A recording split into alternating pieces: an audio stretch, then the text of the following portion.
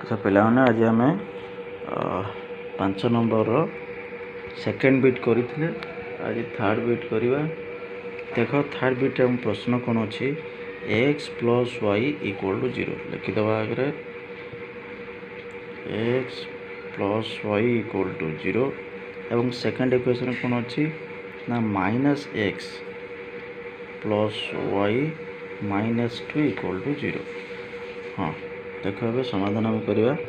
तो प्रथम आम कौन करवा ना समाधान इक्वेशन वाई भैल्यू को वाई को गोटे साइड रखिकी बाकी आउ जो टर्म गुड़क रहा अलग साइड कर देगी इक्वल चिन्ह अलग साइड कर देकरी आम टेबुल बाहर करदे। तो देखिए ये प्रथम देख फास्ट इक्वेशन आम जब समाधान करवा एक्स इज इक्वल केते हम प्लस वाई अच्छी सेपटे ना केते माइनस वाई। अच्छा एक समाधान करदे देख ये माइनस एक्स अच्छी ये माइनस एक्स को इक्वल डाहाण पटे आनीदे तेणु वाई अच्छी वाई माइनस 2 आपको हम किसी चेंज करवा ना आनीदे एक्स पलैगला आमको एवं टेबुल कौन हम देख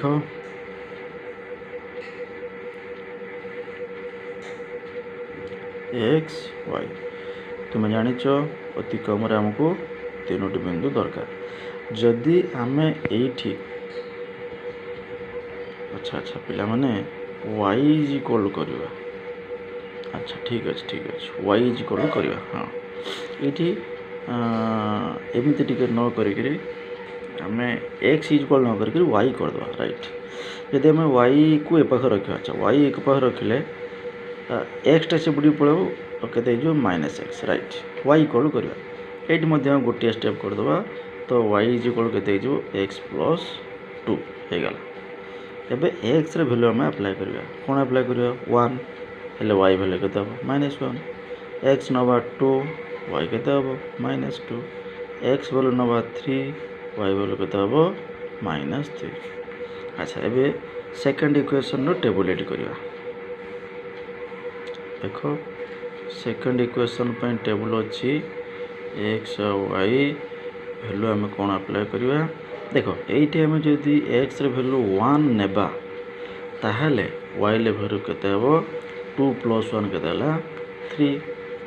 अच्छा पुणी आ गोटे बिंदु आ गोटे भैल्यू नवा एक्स भैल्यू जदि आम 2 नवा वाई भैल्यू केते हम 4 एवं एक्स भैल्यू जदि 3 नवा वाई भैल्यू केते हम 5। देखिले आम 3टी बिंदु नहीं सारे किंतु कौन सी भी गोटे बिंदु उभय समीकरण पाई टेबुल रे समान है कि नहीं 1 माइनस 1 2 माइनस 2 3 माइनस 3 ये 1 3 2 4 3 5 तेणु ये 3टी बिंदु भितर ये इक्वेशन रे आम ये टेबुल रे समाधान पाइले ना किंतु आम जिते बड़े ये भैल्यू को लेकर आम सरल रेखा अंकन करवा ग्राफ पेपर रे से माने से सरल रेखा दुईटी यही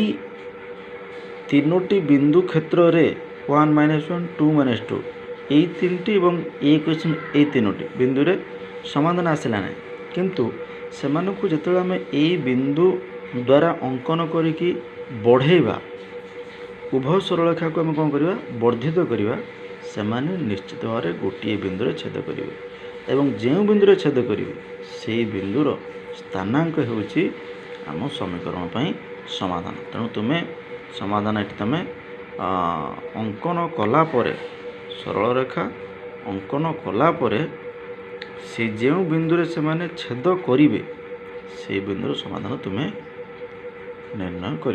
तो टेबुल करदेली तुमको खाली केवल रहा ग्राफ पेपर रे सरल रेखा दुईटा अंकन करवा एवं से सरल रेखा दुईटी क्योंटी छेद करुँच से बिंदु को आम निर्णय करवा। आशा करुँच तुम कर निश्चय। एवं आम तापर बीट रे देखा कौन अच्छी आमको 3 नंबर बीट पड़ेगा। ए 4 नंबर बीट आम समाधान करवा।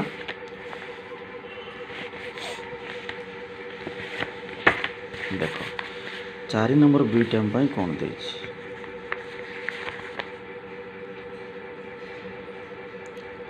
ଚାରି ନମ୍ବର ଦେଇଛି ଦେଖ ତୁମେ ଏଠି ଦେଖିପାରୁଥିବ 2x plus y minus 3 equal 0 2x plus y minus 3 equal 0 ଏବଂ ଆଉ ଗୋଟିଏ କ'ଣ ଦେଇଛି x plus y minus 2 equal 0 ହେଲା।